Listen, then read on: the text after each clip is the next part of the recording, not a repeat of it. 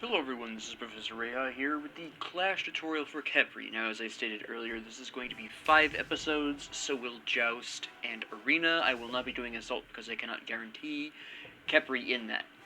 But, I am going to talk about Khepri in the specific context of Clash. Now, in Conquest, Khepri is considered anywhere from low to mid-tier depending upon your personal opinion. I consider Khepri mid-tier.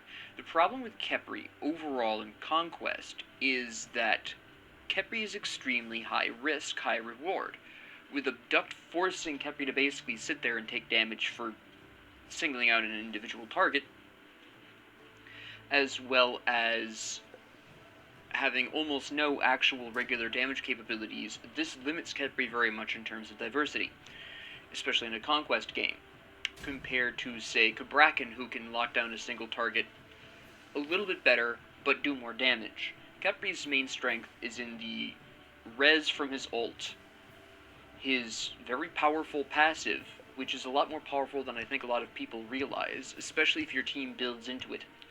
And finally, there is the incredible potential of Rising Dawn to inflict copious amounts of difference in a match, with some damage mitigation slapped onto your allies and reduced physical protections for your enemies. Again, this somewhat depends upon your team comp, but in Clash, whereas in the early game of Conquest, Khepri will only really be providing a health shield to 1 or 2 allies depending on what lane he's in Clash it's going to be at minimum 2, possibly even 3, depending on what the situation is, and team fights are a lot more common and a lot faster in Clash, meaning that Khepri will be able to more effectively and more speedily provide that bonus health to allies more frequently in Clash. On top of that, it is a little bit easier to both provide this sort of bonus health and also to provide the glorious benefits of...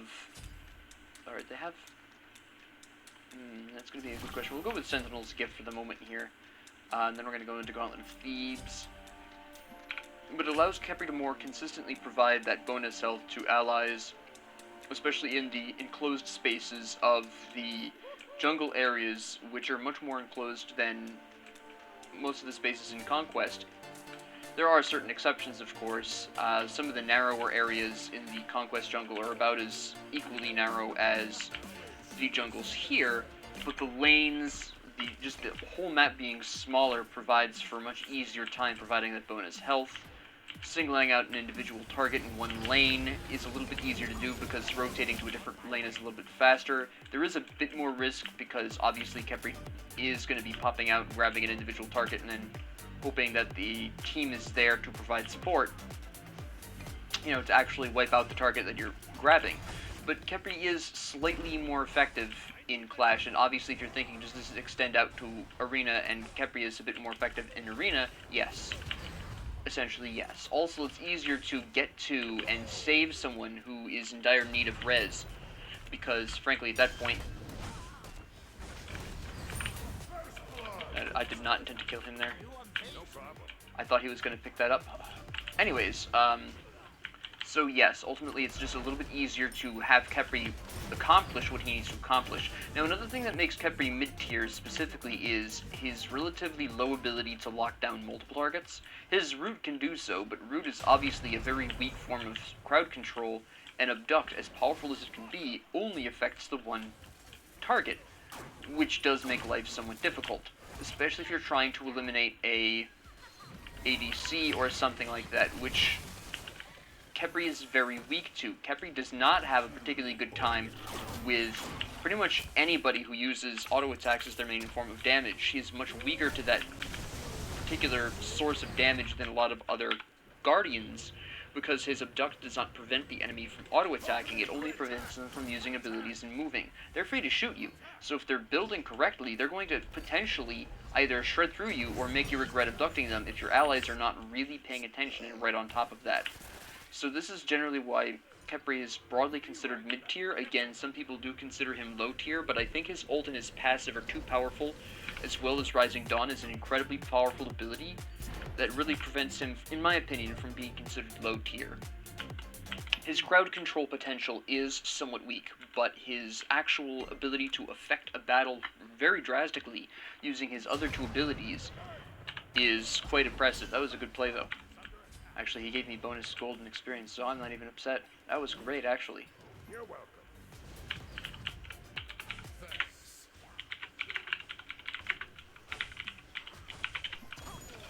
He honestly did provide me with extra stacks. That was fantastic. This Thor is smart. I like this Thor. He's probably smarter than I am. Anyways. Hello. We can kill him. Walked right into that. Good. Good play. No, we're going to interrupt that right away.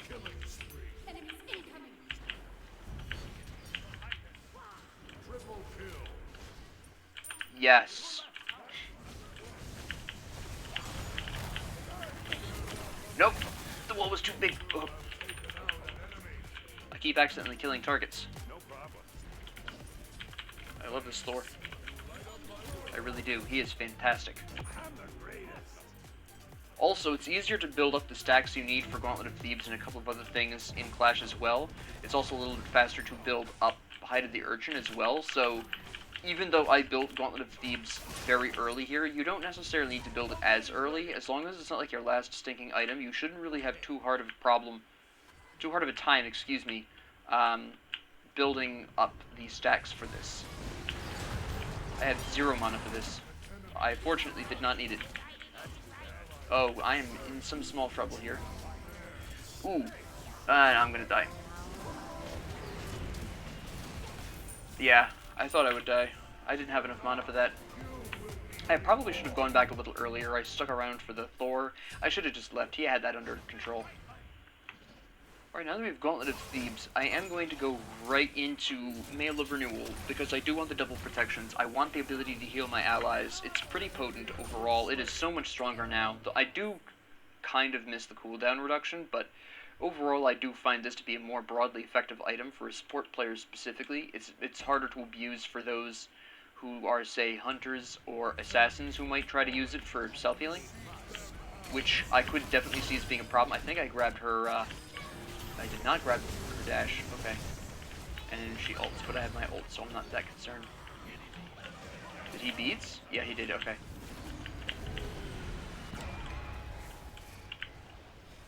The really nice thing about Khepri's ult there is that anybody who has a dot is going to have a hard time, like Daji. She has that bleed damage that she's doing. Yeah, I love that. Thank you. Soul's ult, I can very easily counter ult. It's a fantastic time. I didn't need to take that damage, honestly. I knew she was going to go for the minion wave. I should have backed off a little bit more. Minor damage. I think it barely punched through my health shield, but... What's going on over here?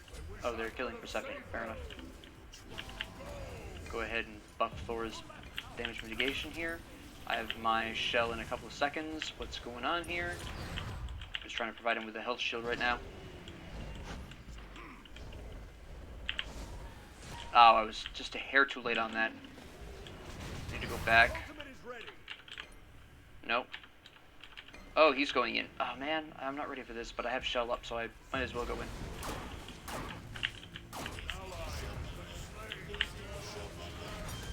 Okay. There we go. Alright. This is a problem. This is a problem. We're fine. I thought for sure Ganesh was going to try to dash me, but he did not. I'm going to see if I can defend this lane. Probably not so well. Okay, one minion got shot. That's fine. Alright. I'm going to need anti-healing as well. I'm going to probably want to go with Pestilence for this. We're going to go back. Okay, you're going to be fairly pushy about this, but that's not a huge problem.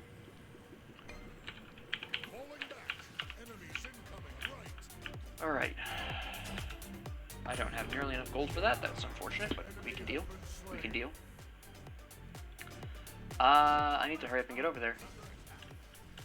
Nope. Well, I can save Kukulkan at the very least. There we go. Okay. Daji thinks she's sneaky. I'm gonna wait for her to go on to something and pretend I don't see her. I know it. Okay, she's not going to go for that. If she had warped in on someone, I absolutely would have gotten her killed. I think she recognized that and backed off, which was very good recognition on her part. I'm alone here, so I don't want to push this Heimdall. He's an auto-attacker. That's not what we want here. Go ahead and work on the wave a little bit here. Another big threat on the board for me is the Anubis. He does reduce your magic protections a little bit as he hits you with his abilities, so there is a serious threat there, but on the other hand, he's also very easy for me to lock down because he has no escape, so even my root is very effective against him. It's Ganesh. Did this soul just whip for everything? I'm going to go ahead and grab you because this is going to be a problem. Oh, hello. Nope, you are gone. You are gone. Get away from my Kokokon. He didn't even need me there. That was a good play.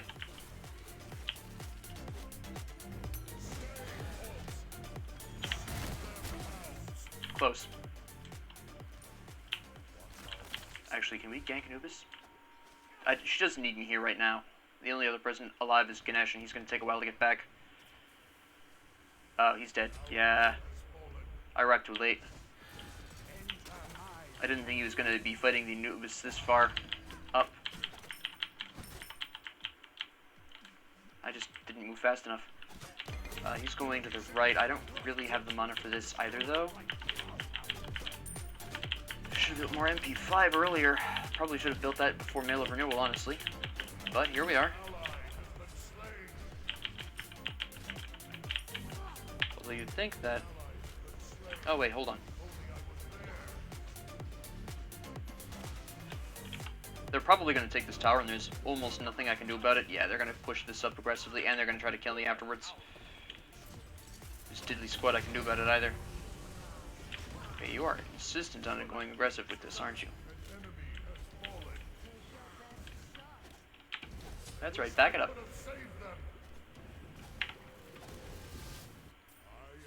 As much as I want Pestilence, I need some MP5 first. Yes. I have a plan. We're gonna go with Contagion. Gonna get Blink so we can get a little bit more aggressive with our picks here. I'm decently ahead.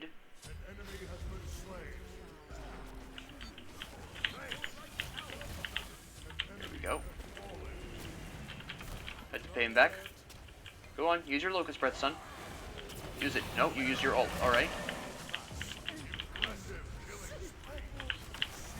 Oh, I missed. Anubis played that pretty smart, though. He held on to his everything.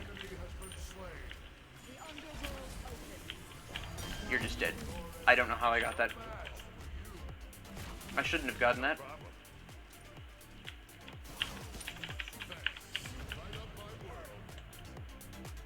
Come on, hit me.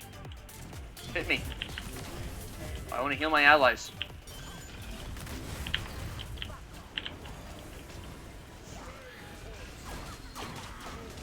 Body blocks for the win. Come on. You're fine. You're fine. Good ult. Good ult.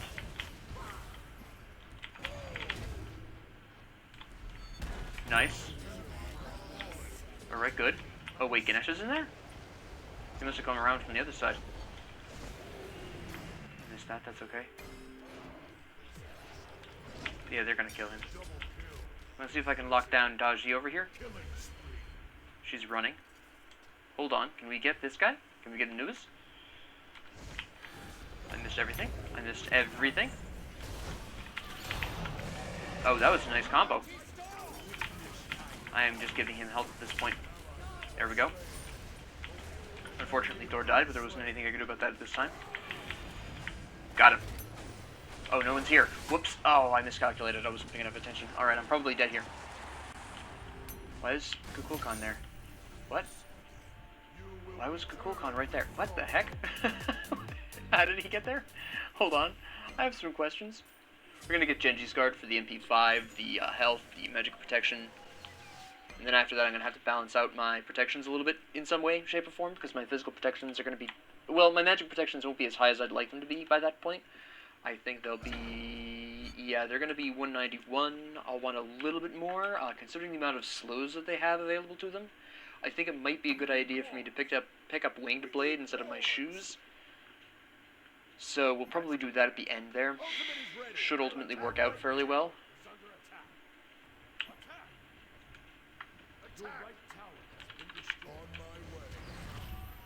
I don't know who he wants to go on to. Okay.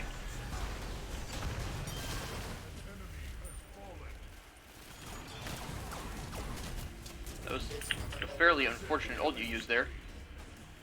I do not have backup here. There's Thor. Okay.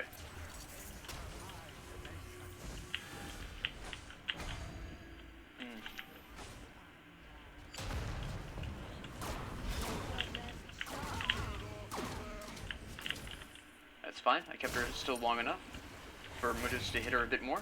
Just do that for the kicks. Alright.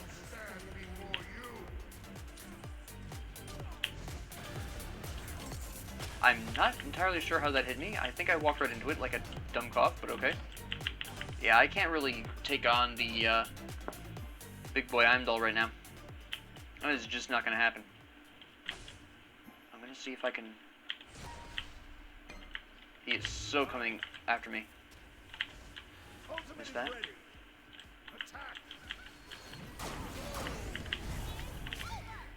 Go on, take me. You can't even hit me. There we go. Go ahead. Use your whole kit there, Ganesh.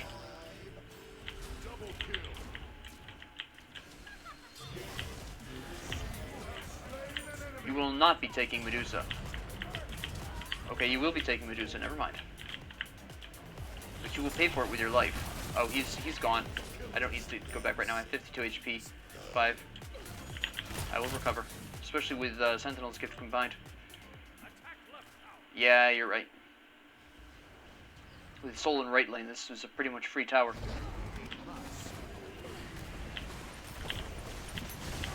Come on, shoot me.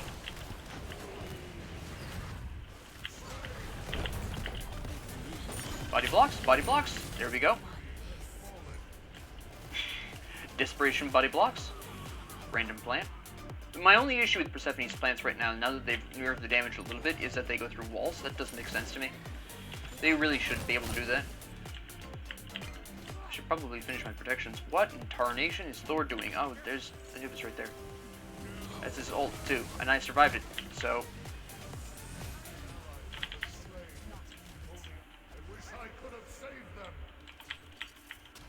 He's gonna heal himself up off that wave. Yeah, I'm not gonna be able to do anything about this. I goofed it for him. Alright, I'm sorry, Kukulkan. I did not realize we were gonna ult that. Go ahead and do Sentinel's Embrace, and then we're gonna start saving up to get to... Winged Blade? Do we really need Winged Blade, though? That's a good question. Considering the enemy team comp, well, no, what I really need is cooldown, so I might go into Pridwin. That would probably be my best bet. Alternatively, I go into Chronos Pendant, but, you know, Pridwin is probably the smarter choice at this particular juncture, so we'll go ahead and go into Pridwin for the cooldown. I don't really think I need Winged Blade specifically. I don't think that's really going to be necessary. Overall. So we'll just save up for Pridwin. Okay. Yeah, that Heimdall is... He's not doing great, but his build is a little interesting. I'm not sure why he would build the Crusher. Oh, hello, Soul. I didn't know you were here. I'll just, You just used your escape on nothing. There's Heimdall, though, so you're safe. Because I don't want to tangle with both of you at the same time. That is just a bad look.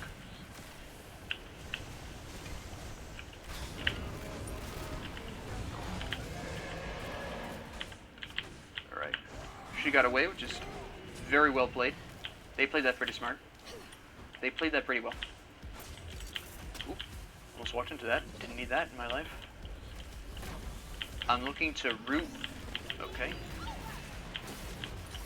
I mean, this was an easy recovery. Ta-da! well, you died, Kukulkan, but I made sure that you were avenged. Anubis is behind Persephone. They just absolutely decimated my boy there. No. I didn't mean to kill him, but I was not going to let him escape. We can gank left lane.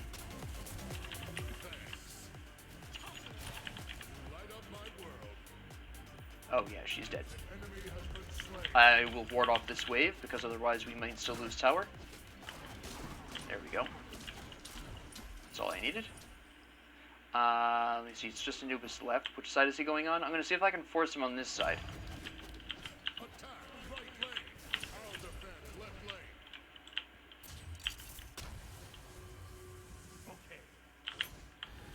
Nope.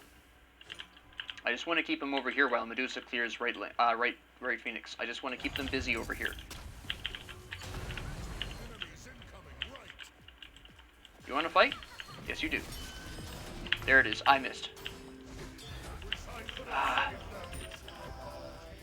If I had hit my abduct there, he would have lived.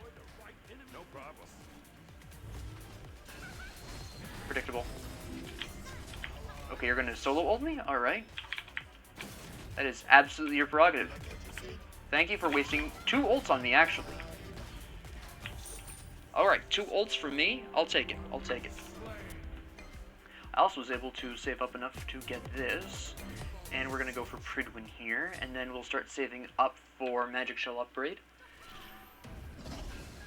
Overall, I think this is good.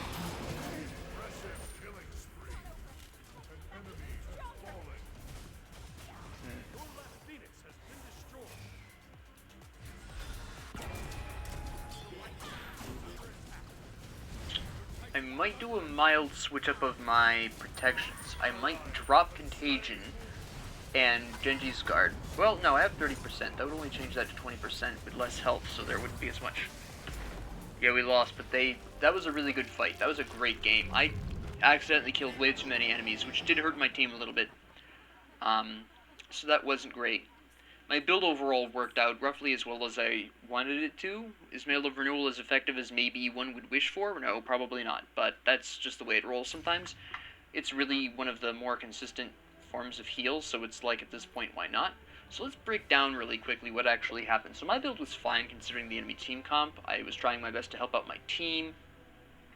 The only, I would say, purely selfish pickup here would have been Genji's Guard, and I built that primarily for the MP5 and the cooldown reduction I desperately needed here. So that's primarily why I bought that there. I could have equally... No, this was probably my best choice here if I wanted to go for those specific stats. I could have built Heartward Amulet, but then I needed the cooldown reduction. Now, the reason why I wanted cooldown reduction much more in this rather than in Conquest is because with the much more common team fights, it is more important to have your abduct, your ult up. You want to res those people. You want to be throwing Rising Dawns out there as quickly as possible. You want to abduct more people as possible. See, the Medusa's build is fine up until Gilded Arrow. My only issue with Gilded Arrow here is she already was going into Transcendence. She already had that, and then she goes into Gilded Arrow, and then she's trying to pull off, I'm not even 100% sure what.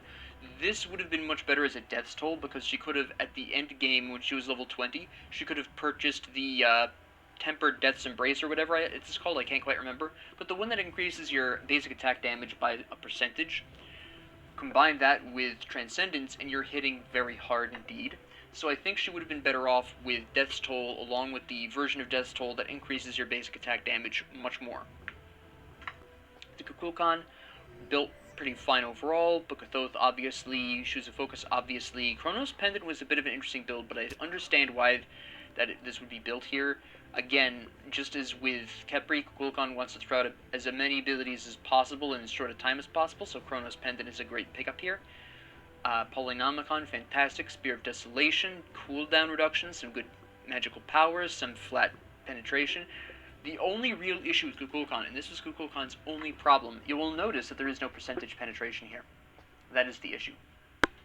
That is 100% Kukulkan's only issue. Now, Kukulkan was probably going to work on that next, but instead of building Spear of Desolation at this point, or even Polynomicon at this point, I would argue Polynomicon should have been some percentage penetration, then build Polynomicon, then build Spear of Desolation. Obsidian Shard would have been a really good pickup. Even Soul Reaver would have been at least decent. Rod of Tahuti even. I don't particularly, again, I'm not the biggest fan of Rod of Tahuti on Kukulkan, but if you were going to build Polynomicon, Rod of Tahuti really slaps, because that makes the Polynomicon even more effective.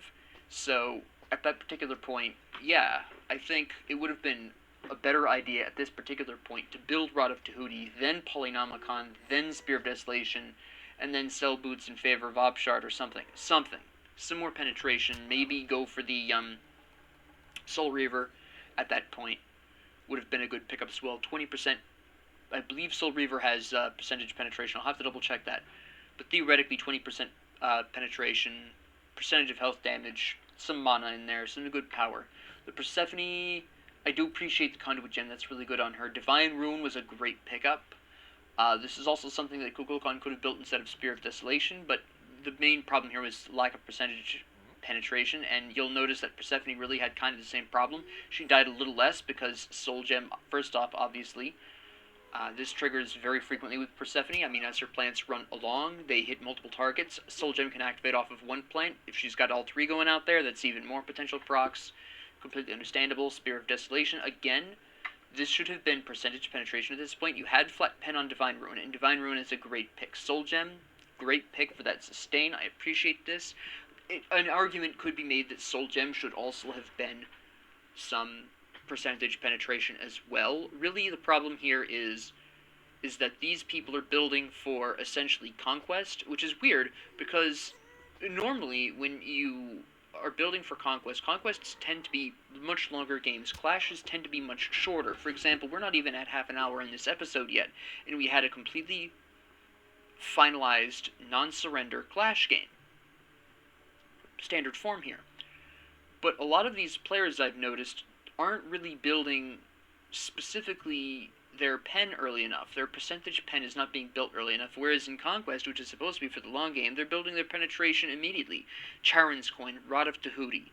I don't quite understand why, when you know for a fact that the enemy's support is going to be building up a much larger store of protections much faster because you start with a bigger head start in Clash. So really the ultimate problem for a lot of these particular characters was a complete lack of percentage penetration.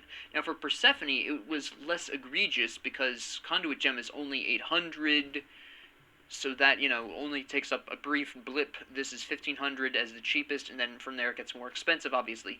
And she did have Staff of Mirrodin at the end, but I think that was too little too late. If she was going to build penetration this late, it should have been Obsidian Shard.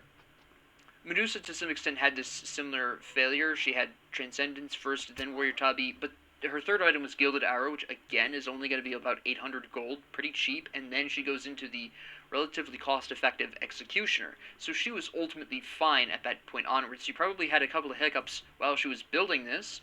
I would have preferred, again, to see this built as a third item. Again, that's kind of just because of how much faster paced Clash is, how much faster paced Joust tends to be. This basically applies to all the modes other than Conquest. Their pace is fast enough where you probably should be building penetration a little earlier than would normally occur to you. So that would be really what I would say about that. The team overall basically just had penetration problems. Kukulkan had 10 flat at the very end. Persephone had 20 flat and 10% at the extreme end. Thor, Jotun's Wrath, I understand this, that's fine. The Sledge. Now, I understand that the Sledge offers some good power, offers some protections, but again, look at his build. There's 25 flat penetration across the whole build, and you'll notice that in the end game, the late game there, Thor was having a harder time killing people. Well, certain people. And that's because he didn't have the penetration. I mean, the Anubis's passive increases his physical and magical protections when he hits people a certain number of times, specifically 3. Ganesh, obviously, has really great protection items because he's a guardian. I mean, that's the crux of the issue. I could prevent the Ganesh to some extent. The Ganesh could counter me as well, silence me out of an abduct, etc. So that was a fairly... Overall, Ganesh wins that matchup, but I made it a decently close call. I played overall pretty well there. Not to toot my own horn or anything, I accidentally... My main criticism of myself is that I accidentally got too many kills. I didn't mean to, except for once. But... And that was the one where no one else was getting them, so I had to. But I accidentally killed too many people. This would have been better. Those kills would have been better put towards Kukulkan or Persephone, maybe get them to their percentage penetration a little bit faster. I goofed on that one. And, you know, take a look at, say, the enemy team. Look, Heimdall. We're going to assume, yeah, we have the Hunter's Cowl, you have the Crusher, flat penetration right away. Ninja Tabi, pretty cheap overall. Aussie, 30 flat pen. And just when, you know, Heimdall might have some issues, Executioner. And this is where I started having an issue. And then Dominance. Now, I think that the Heimdall wanting to build Dominance didn't need the Executioner. I think that Dominance should have been built here instead of the Executioner, and then something else should have been built here to increase his attack speed, maybe, by about as much as the Executioner, maybe pick up chin size. I don't think you needed both the Executioner and Dominance here. I think this is why Heimdall didn't recover quite as well as maybe they could have, personally, or maybe build a Deathbringer, I don't know. But I don't think Executioner and Dominance are strictly necessary. That's a little bit overkill, especially since you already had 30 flat penetration running around as well. The Anubis built perfectly to a T. Bancroft, Shoes of the Magi, Typhon's Fang, Spear the Magus. This was probably going to be Chronos Pendant if they know what they're doing. Sacrificial Shroud for the lifesteal. Interesting that they went for... interesting that they went for Sacrificial. Again, this is somewhat of a risky move, but ultimately, the smart thing here with Anubis is that because Anubis's abilities all hit multiple times over the course of a single cast, that one cast costs 5% of your maximum health, but the subsequent damage isn't draining your health. So Anubis can make the Sacrificial Shroud work really well. Personally, for fairly obvious kit reasons, I prefer the one that provides some more lifesteal, but Sacrificial Shroud is a very good item here on Anubis, just because of how Anubis's kit operates. Daji, of course, Jotun's Wrath, Warrior Tabi, Heartseeker. Fourth item, percentage penetration. Follows that up with Hydra's Limit, which is okay. You have the Crusher, and Bluestone, obviously, which is percentage of health, which helps, but the Heartseeker, boom, 10% physical penetration, right off the top. It's great. And the Daji played very well as well. Pretty good. Probably would have done better if I hadn't been able to res some of her victims, which I was able to do because of just her passive bleed damage. But she can't help that. The Ganesh built pretty strong, went into Sentinel's Embrace eventually like I did. Shoes, right off the top, yep. Gauntlet of Thebes, built it a little bit later than I did, but that's fine. That's just a personal opinion at this point, really. Kronos' Pendant, this was fairly interesting. I can understand why Ganesh built it, and I do sympathize, but I think this probably would have been better if this was Breastplate of Valor. That passive, while incredibly nice, and of course the MP5 is nice, I think Ganesh would have done a lot better using Breastplate of Valor,